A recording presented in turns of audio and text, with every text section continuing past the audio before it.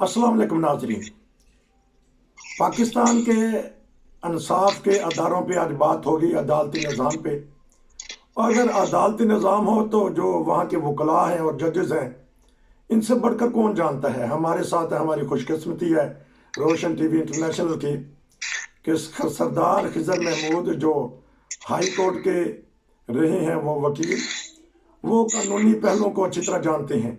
मैं उनसे पता करूंगा कि क्या वजह है कि हमारा अदालती निज़ाम ज़मीन बोस हो चुका है। ज़मीन बोस इसलिए मैं कहता हूँ कि दफन इसलिए हो चुका है कि वहाँ फैसले ऐसे हो रहे हैं जो दफनाने के काबिल हैं। उनके ऊपर फातिहा पढ़ने की ज़रूरत पड़ती है। पेशावर हाई कोर्ट का फैसला, जिसके ऊपर मीडिया चीख रहा है, बोल रहा है, सियासी हालात की वजह से हमारे सियासतदान या हमारे मजहबी उलमा उसके ऊपर गुफ्तगू करने से गुरेज करते हैं, क्योंकि हमारे सियासतदान सियासत में उलझे हुए हैं। गरीब आवाम गुर्बत की वजह से पिछ रही है और उलमा अपना सीधी कर रहे हैं, अपने रास्ते सीधा कर रहे हैं। मैं उनके पास चलता हूँ। जी अस्सलाम वालेकुम। जी वालेकुम सलाम।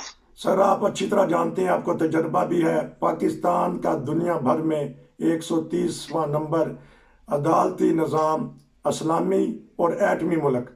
और निज़ाम क्या है कि पेशावर हाई कोर्ट एक मुजरम को 5 लाख रुपया, वो भी उसने चंदा इकट्ठा करके लोगों से दिया, और रिहाई दे देती है। छोटी अदालत ने उनको सजा दी थी उस शख्स को। इस बारे में बताइएगा, केस भी आपको पता है, थोड़ा सा बता दीजिएगा नाजरीन को, केस क्या चीज़ है और रिहाई क्यों वजूद में आई। देखें, ये वहाँ पे गुजर फैमिली रहती है और ये जो माल जिन्होंने डंगर रखे होते हैं, जानवर रखे होते हैं, ये वो वाली फैमिली है। और ये जो बच्ची है, ये बोलने की ताकत नहीं रखती है या बोल नहीं सकती है। जी इस बंदे ने कुछ अर्सा पहले उसके साथ जबरदस्ती घर में बांध कर उसके साथ उसने रेप किया। और उसके बाद वो जब बीमार हो गई तो हॉस्पिटल लेके गई तो पता चला। इस तरह के बहुत सारे केसेस मेरे अपने जाती जिंदगी मैंने भी किए हुए हैं, और बहुत सारे जो उसका बाद में जो कि पता चला माँ बाप को और बच्चियों ने बाद में बताया, ये उनमें से केस है। और उसके बाद जब ये वहाँ पे ट्रायल कोर्ट में चला तो इसको वहाँ सजा हो गई थी। सजा आने के बाद ये जब हाई कोर्ट में गया तो हाई कोर्ट में ये किया। अब मसला ये है कि पाकिस्तान में पिछले 20 साल में बज़ाहिर अदालतों के अंदर बड़ी तब्दीलियां में की गई हैं। स्पेशल कोर्ट्स बनी हैं, क्रिमिनल कोर्ट्स को अलग किया गया, सिविल को अलग किया गया, फैमिलीज को अलग किया गया, एडीआर बनी है, उसके बाद मसालती कोर्ट्स बनी है। लेकिन नई तब्दीली आई तो वो इंसाफ के अंदर तब्दीली नहीं आई। तब्दीली इसलिए नहीं आ रही है कि जो वकला हैं वो तमाम मुख्तलिफ सियासी मजहबी जमातों फिरका परस्ती में वो उसमें लिथड़े होते हैं, और फिर वहीं से वो उन्हीं के वो गले में दुपट्टे डाल के नाचते नाचते जज बनते हैं। यानी मैंने खुद अदालतों में देखा हुआ कि जज साहब ने कहा कि कानून कुछ भी हो जी, हम मुसलमान हैं, हमने तो ये करना है। अच्छा। तो वो कानून, जज पाबंद है उस कानून का जो लिखा हुआ हो। अच्छा। जज वो नहीं कर सकता जो लिखा हुआ ना हो, लेकिन हमारे जजेस अदालतों में कहते हैं। तो ये फिर उसी का है। और जिरगा सिंध में देखें, जिरगे थे और वे पाबंदी लगी, पंजाब में जिरगे थे और वे पाबंदी लगी, लेकिन इस अदालत ने माना। और ये अदालतें लगातार एक सीक्वेंस के साथ मान रही हैं। और अदालतों में अगर किसी ने बैठ के कार्रवाई देखनी हो तो वो देख सकता है। जज सुप्रीम कोर्ट का हो या हाई कोर्ट का, मैं बड़ी जिम्मेदारी से बात कह रहा हूँ कि लग ये रहा है कि इंसाफ की बात नहीं कर रहा है, ये को अपने पास से कुछ देने की या फीड करने की या अपने आप से कहीं पे किसी जा, वो असम्बलियां हो या आम क्लाइंट हो, असम्बली के मेंबरान हो या वजीर आजम हो, सदर हो या ओहदेदारान हो, ये कोई अपनी एक टैक्टिस होती है, उस टैक्टिस को देख कर चल रहे हैं और उसी पे पूरा निजाम चल रहा है। और बदकिस्मती से ये जो 130वां नंबर है, 130वां नंबर मैं शायद इससे भी एग्री नहीं करता हूँ, ये नंबर उससे भी के नीचे है। यानी इसी पाकिस्तान में एक पाकिस्तान की बड़ी फिल्म स्टार है उदिका अर्डो, उनका इफ्तार चौधरी ने एक शराब की बोतल पकड़ी थी और वो 8 साल तक पिंडी कचहरी के चक्कर लगाती रही है।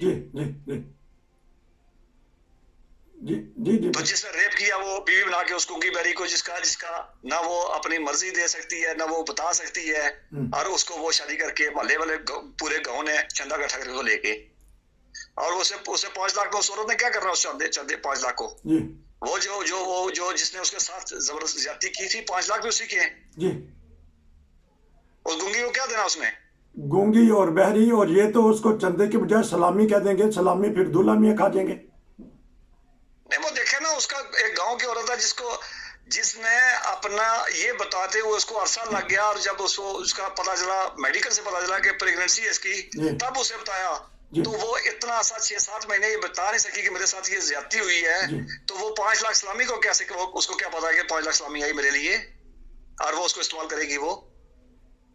तो हमारे उलमा के कान किधर हैं, उनकी आंखें किधर हैं, हमारे निज़ाम किधर है, हमारे सियासतदान किधर हैं कि वो देखते नहीं कि हमारे मुआशरे में क्या हो रहा है, जुल्म और ज्यादती, और हमारे ऊपर से देखिए, मैं एक बड़ी तल्ख बात है, शायद मुझे करना नहीं चाहिए, लेकिन तल्ख बात ये है कि हमारे उलमा ने एक बात कर ली, जो मर्जी या करते रहे और उसके बाद जो होता रहे, ये सारे उन्हीं के नीचे होता। क्या वो जो उसने कहा किया बोल भी नहीं था, उसको मालूम नहीं था।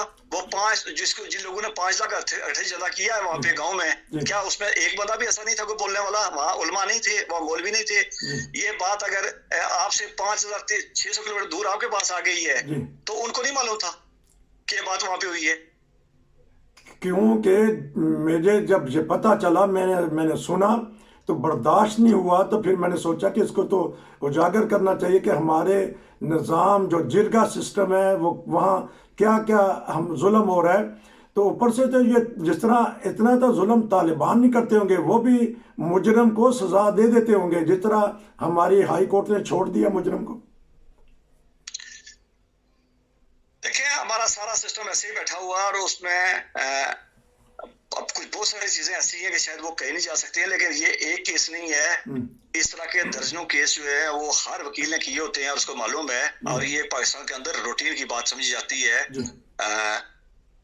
अब इस पे बंदा क्या कह सकता है, लेकिन ये है कि वो जजेस जो हैं, वो मैंने पहले कहा कि वो कानून को नहीं देख रहे, वो अपनी एक उनके जहन में बैठी हुई चीज उसको लेके चल रहे होते हैं, और उन्होंने जो किया उसी को वो जो उनका वो माइंड सेट है, उस माइंड सेट को किया उन्होंने। देखे, एक लोअर कोर्ट का फैसला मौजूद था, आप फैसले पे इम्प्लीमेंट करवाते हैं, आपके पास नीचे वाले केस की अपील गई थी। होता ही है कि अपील में जाके आप नई कोई चीज ऐड नहीं कर सकते हैं, वो जो एविडेंस आ चुके उसी को ले चल रहे हैं। तो जब ये नीचे नहीं था तो ये हाई कोर्ट में जिरगे वाला सिस्टम कहां से आ गया और कहां पे उन्होंने किया इसको। ठीक, और यही जजेस हजरात फिर सियासतदान बन जाते हैं और बड़े बड़े ओहदे ले लेते हैं, बल्कि सदर मुमलकत बन जाते हैं।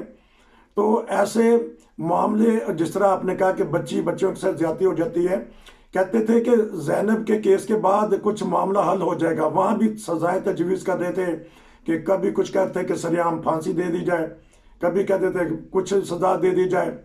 तो इमरान खान तो बढ़ चढ़ कर इसमें हिस्सा लेते थे। तो बताइएगा कि हुकूमतें कब तक हमारे निज़ाम से खेलती रहेंगी?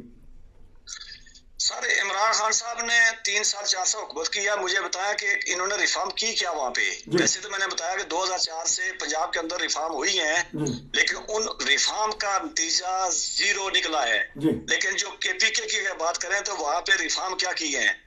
दूसरी बात ये है कि पाकिस्तान में रिपोर्टेड केस है 10 माह की बच्ची के साथ रेप का। यानी अगर मेरी आवाज कोई बंदा सुन रहा हो तो कोई किसी को इंसानों में से कोई अगर हो तो वो ये सोच सकता है कि 10 माह की बच्ची के साथ रेप कैसे हो सकता है। लेकिन पाकिस्तान में रिपोर्टेड केस ही मौजूद है।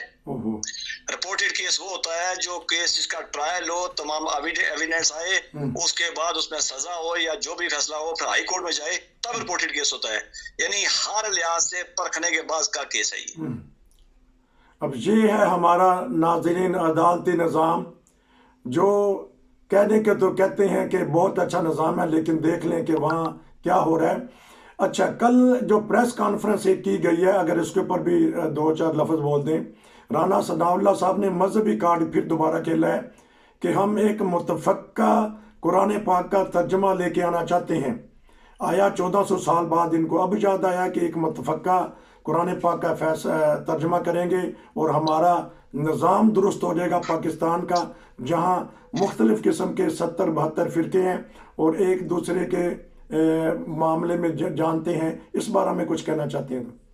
देखिए सर, मुतफ़िका कुरान पाक के तर्जुमे पे तो किसी को भी इख्तिलाफ नहीं है, लेकिन इसको देखना पड़ेगा कि ये बात हुई है तो उसने बात कैसे की है। ये आज से कुछ 4 साल पहले पंजाब हाई कोर्ट के जज हैं शुजात अली साहब, अब मैं बहुत खुल के बोलने की बात करूंगा, कि उनकी जाती कैपेसिटी वो जजमेंट लिखने की थी नहीं उन्हें। वहां पे एक केस किया था इसके क्या नाम है ताहिर अशरफी के भाई हसनैन माविया। अच्छा। ये उस पे एक फैसला आया था और उसके बाद जिस दिन पंजाब का अभी परवेज इलाही साहब के खिलाफ जिस दिन हाई कोर्ट में केस लगा हुआ था, ये वाला अभी जो उनको इत्मीनान का वोट लेना है जी। उस दिन पंजाब के अंदर फिर कानून साजी हुई है। खत्म नबीयन कोई यूनिवर्सिटी है उसके प्रिंसिपल से बिल पास करवा के तो ये हुआ है। और ये जो पंजाब फाक ने किया कल, ये उसी का एक सलसल है। अच्छा। कल आपने दूसरी साइड पे देखा होगा जो मौलाना फजलुर रहमान साहब के मुख्तबा फिक्र के जो मदरसे हैं उनके रजिस्ट्रेशन पे FATF की तरफ से कोई पाबंदियां थी और जो नेशनल एक्शन प्लान बना था उसमें तो कुछ पाबंदियां थी, कल वो भी गवर्नमेंट ने हटा दी हैं। यानी अब जैसे जिसको जो मर्जी होगा वो वही ऐसे होगा और इस तरह का हिसाब चलेगा। तो अच्छा, आखिर में सिर्फ 2 मिनट है। ये जो फैसला हाई कोर्ट पेशावर ने किया है, पूरी दुनिया में इसका कैसा जाएगा, क्या होगा फिर? अब देखिए हम दुनिया के साथ चलेगा बेगा, हमें दुनिया की फिक्र हो। अच्छा। हमें दुनिया की कभी फिक्र तो होती नहीं है। हमारा हर फैसला इंसानी हकूक की खिलाफ वर्जी होता है, इंसानी हकूक के मयार का पे पूरा नहीं उतर रहा होता है। हमारी हद उसी पेशावर में एक वो नसीम नामी बंदे को कत्ल किया गया था। किसी को खबर है कि वो लड़का कहाँ पे था जिसको वकील हाथ डाल रहे थे गले में, और कल वही वकील जो जज बनते हैं वही वकील जज बनते हैं ना जो उसको गले में हाथ डाल रहे थे, जिन्होंने उसको मुमताज कादरी गले में हाथ डाले थे, वो जज बने वो नहीं बने हैं। तो इसलिए हमें क्या फर्क पड़ता है कि दुनिया क्या सोच रही है? हमें कोई फर्क नहीं पड़ता है। हमें कोई फर्क नहीं पड़ता, चाहे हमारा निज़ाम ज़मीन बोस हो रहा हो, चाहे हम मुआशी तौर पे तबाह हो रहे हों, चाहे हम अखलाकी तौर पे तबाह हो रहे हों, चाहे हम सियासी तौर पे तबाह हो रहे हों, हमें कुछ फ़र्क नहीं पड़ता। नाज़रीन, सोचने वाली बात है। और आखिर पे फिर मैं कहूँगा कि अगर आप कोई मशवरा, कोई राय, कोई तबसरा करना चाहते हैं किसी भी खबर पे, रोशन टीवी इंटरनेशनल से रब्ता कीजिए, व्हाट्सएप पे मैसेज कीजिए। हम इंशाल्लाह आपके व्यूज़, आपके ख्यालात, आपके मशवरे पूरी दुनिया में नशर करेंगे। सरदार साहब, आपका बहुत शुक्रिया। इंशाल्लाह हम आपसे मज़ीद प्रोग्राम लेते रहेंगे। नसीर को इजाज़त दीजिए। अस्सलाम वालेकुम।